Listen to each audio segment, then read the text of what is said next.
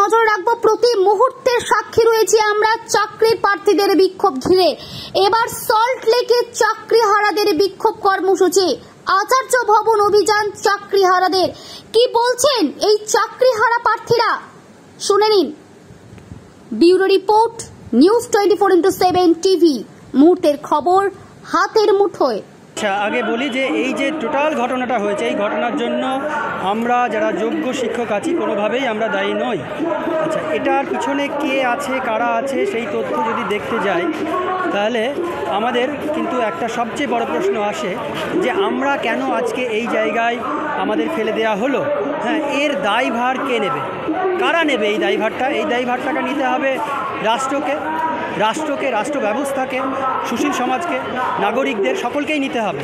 না হলে আজকে আমরা এত যোগ্য এবং আমরা ম্যাডাম যিনি বাইট দিলেন এবং আমরা যারা বলছি প্রত্যেকে কোয়ালিফাইড, এখানে সবাই, কেউ এমফিল, কেউ পিএইচডি, কেউ কোনো কলেজের অতিথি অধ্যাপক ছিলেন। আমি যেমন নিজে প্রাইমারি চাকরি করতাম, নিজে বেলুড় রামকৃষ্ণ মিশনের স্টুডেন্ট, এবং আমি কলেজের অতিথি অধ্যাপক ছেড়ে প্রাইমারি জয়েন করি, তারপরে এই শিক্ষাতে ব্রত হই। আমার যে এলাকায় একটা আলাদা প্রভাব এবং প্রতিপত্তি আমার স্কুলে আছে। তাহলে এই যে আমাদের সম্মানহানি হলো আজকে 8 বছর ধরে এই আমরা যে শিক্ষকতা করেছি এবং আমাদের যে একটা সুসম্পর্ক হয়েছে, আমাদের যে সম্মানহানি হলো, প্রতিনিয়ত রাস্তাঘাটে চলতে গিয়ে চায়ের দোকানে হাজারো প্রশ্নের আমরা সম্মুখীন হচ্ছি। এই যে আমরা প্রতিনিয়ত আমরা লুণ্ঠিত হচ্ছি, আমাদের মর্যাদা প্রতিনিয়ত লুণ্ঠিত হচ্ছে, তা এর দায় কারা নেবে? আপনাদের মাধ্যম দিয়েই আমি প্রশ্ন সবাইকে তুললাম, নাগরিক সমাজকে। এই দায় কে নেবে? কাউকে তো নিতে হবে, তাহলে সুশীল সমাজকেই নিতে হবে। আমি রাজনৈতিক কিনা সেটা বলবো না, আমাদের দেশে রাজনৈতিক ছাড়া কোনো কিছু হয় কি? আমাদের সকালে ঘুম থেকে ওঠা থেকে রাতে শুতে যাওয়া পর্যন্ত প্রত্যেকটা যে পদক্ষেপ হয় সমস্ত রাজনৈতিক নেতারাই ঠিক করে, আমি মনে করি। কিন্তু আমাদের যে গণতান্ত্রিক দেশ, আমাদের যে we the people of India, আমাদের যে গণতান্ত্রিক যে কনস্টিটিউশন আছে, কনস্টিটিউশন অনুযায়ী বারবার করে বলা হয়েছে যে সুপ্রিম কোর্ট কিন্তু কনস্টিটিউশন অনুযায়ী চলবে, জুডিশিয়ারি কনস্টিটিউশন অনুযায়ী চলবে। আমার মনে হচ্ছে আজকে আমাদের এই কনস্টিটিউশন ভুলণ্ঠিত হচ্ছে কোনোভাবে। হয়তো কিছু অসৎ ব্যক্তি, কোন পার্টির কে আমি বলবো না, অসৎ পার্টি বা অসৎ ব্যক্তি বা অসৎ কিছু মানুষের অসাধু স্বার্থের জন্য টোটাল যে আমাদের শিক্ষক সমাজ আছে, এই শিক্ষক সমাজকে একটা অবক্ষয়ের দিকে ঠেলে দেওয়া হলো। আজকে আমি বলছি যে টোটাল যে এতগুলো স্কুল আছে, গভর্নমেন্ট স্কুল, এই গভর্নমেন্ট স্কুলে কারা পড়াশোনা করে? আমাদের মার্জিনাল সোসাইটির যে সমস্ত শিক্ষার্থীরা আছে, যাদের বাবা ভ্যান চালায় বা মজুরি কাজ করে, একেবারে মার্জিনাল, তাদের শিক্ষার জন্য, মানে সমানাধিকারে শিক্ষা দেওয়ার জন্য আর আপনার এডুকেশন ফর অল সেন্ট্রাল গভর্নমেন্টের যে স্কিম আছে সেই অনুযায়ী আমরা পড়িয়ে থাকি বা আমরা তাদের শিক্ষা দেওয়ার চেষ্টা করি সমাজের একটা নির্দিষ্ট জায়গায় আনার জন্য।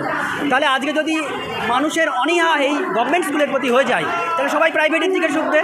প্রাইভেটের দিকে যদি ঢোকে তাহলে কর্পোরেট সেক্টর এই স্কুলগুলোকে নিয়ে নেবে, তখন গরিব মানুষের আর পড়াশোনার কোনো অধিকার থাকবে না।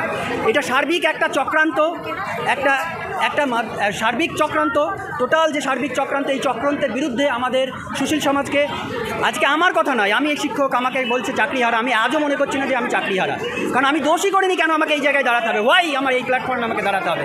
এটা আমি প্রশ্ন রাখছি সবার কাছে। আর একটা বলি, আমি জীবনবিজ্ঞানের শিক্ষক, তরণীপুর উচ্চ বিদ্যালয়, তেহট্ট, নদিয়া।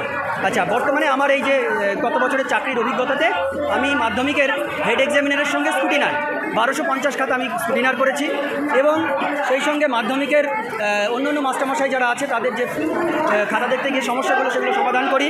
এবার এই যে আমার যে ব্যাপারটা এইটা, তাহলে আমরা যে সমস্ত ছেলেমেয়েদের ইভ্যালুয়েট করলাম, আজকে কোর্ট বা যাই হোক কোনোভাবে আমাদের মানে অযোগ্য করে দিল, তাহলে তাদের কি হবে? এই প্রশ্নগুলো তো কোর্টের কাছে তোলা দরকার। আচ্ছা, আমরা লড়ছি আমাদের হয়ে, আমরা কোনো পলিটিক্যাল পার্টির সঙ্গে নেই, আমাদের সমাজের জন্য, আমাদের অগণিত যে দরিদ্র মানুষ আছে যারা অগণিত স্কুলে পড়ে তাদের জন্য, আমাদের সম্মান ফিরিয়ে আনার জন্য, এই সমস্ত কিছু দিক থেকে আমরা চেষ্টা করছি। এবং আমার কাছে শেষ প্রশ্ন থাকলো নাগরিক সমাজের কাছে, আপনারা বেরিয়ে আসুন। আজকে মনে হচ্ছে শুধু দায়টা হয়তো আমাদের একটা কটু কথা বলছে, হয়তো শুনছি, কিন্তু এই আজটা যে আপনাদের গায়ে ভবিষ্যতে পড়বে না, তাহলে সেটা কিন্তু আপনাদের উত্তর দিতে হবে। এই প্রশ্ন আমি সুশীল সমাজের কাছে রেখে গেলাম। এই যে আমরা যোগ্য, তাহলে কেন আমাদের অযোগ্যতার সাথে প্যানেল বাতিল হলো? আসলে এই 282 পেজেসের ভার্ডিক্টের মধ্যে এখানে হাইকোর্টের ডিভিশন বেঞ্চ বলেই দিয়েছে এসএসসি হ্যাজ নন কোঅপারেটেড। এখানে বলেই দিয়েছে মাল্টিফোল্ডেড ফ্রডুলেন্ট আছে। আপনারা জানেন যে ভেরিফিকেশনের মাধ্যমে, পিডিএফ প্রকাশের মাধ্যমে, ওএমআর প্রকাশের মাধ্যমে এবং 22শে এপ্রিলের এইচসি ভার্ডিক্টের মাধ্যমে যোগ্য অযোগ্য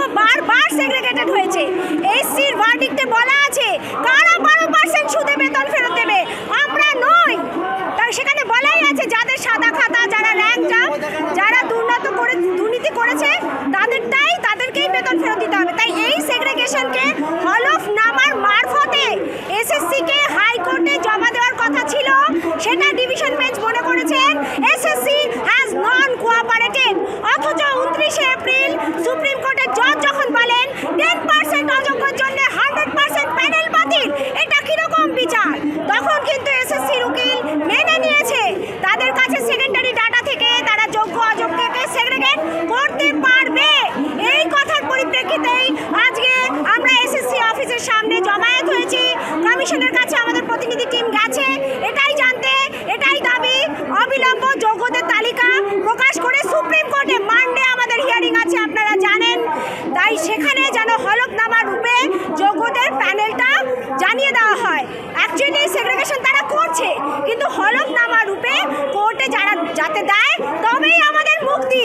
এই আর্জি আমাদের নিয়ে আজ আমরা এখানে জমায়েত হয়েছি, এটাই আমাদের একমাত্র দাবি। না, আমরা বিক্ষোভ করছি না, আমাদের একটা শান্তিপূর্ণ অবস্থান করছি। আমাদের যে দাবি দেওয়া সেগুলো আমরা কমিশনকে জানাতে এসেছি যে আমরা সবাই যারা যোগ্য তারাই আজকে এসেছি এখানে। আমরা 2016 সালে ফর্ম ফিল আপ থেকে শুরু করে এ পর্যন্ত প্রত্যেকটা প্রসিডিওর আমরা মেনটেন করে আমরা এখানে চাকরি পেয়েছি। আর আমাদের যারা অযোগ্য বলছে আমাদেরকে প্রমাণ করতে হবে যে আমরা অযোগ্য। এই যে পুরো প্যানেলের সাথে অযোগ্যদের সাথে আপনাদের যোগ্যদের চাকরি চলে গেছে,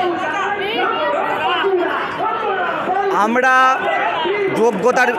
যোগ্যতার ভিত্তিতে চাকরি পেয়েছি। কমিশনের কাছে আমাদের একটা দাবি স্পষ্ট, আপনারা পরীক্ষা নিয়েছেন, আমরা আপনাদের শর্ত অনুসারে ফর্ম ফিল আপ করে পরীক্ষা দিয়েছি, আপনারা আমাদের পাঁচবার ধরে ভেরিফিকেশন করেছেন। তাই কে যোগ্য কে অযোগ্য আপনি সব জানেন। আমাদের একটা স্পষ্টই বার্তা, আপনি যোগ্য অযোগ্যের লিস্ট আলাদা করে প্রকাশ করে দিন এবং আমরা আমাদের যোগ্য এই সার্টিফিকেটটা নিয়ে বাড়ি ফিরতে চাই। আমরা যতক্ষণ না এই সার্টিফিকেট পাবো আমরা বাড়ি ফিরবো না, আমরা এখানেই অবস্থানে থাকবো। আমরা যোগ্য, আমাদের কি বলে চেয়ারম্যান মশাই বলেছেন সেকেন্ডারিতে লিস্ট দেওয়ার কথা, যোগ্যদের লিস্ট দেবে, তা আমরা সুবিচার পাবো, এটা আমরা আশা করছি। যোগ্য অযোগ্য লিস্ট আপনারা কি সেগ্রিগেট করতে পারবেন? ওনারা বলেছিলেন হ্যাঁ পারবো। আমরা সেই দাবিটা নিয়ে এসেছিলাম যে ইমিডিয়েটলি এটা করুন, কারণ হাইকোর্টে অনেকবার দেখেছি এত কিছু হওয়ার পরেও আমাদের চাকরিটা কিন্তু কেড়ে নিল। সেই রায়টা কিন্তু হয়েছে, যার দায়টা একমাত্র এসএসসি। এই এসএসসির ভুলের জন্যই আমাদের চাকরিহারা হয়েছি আজকে।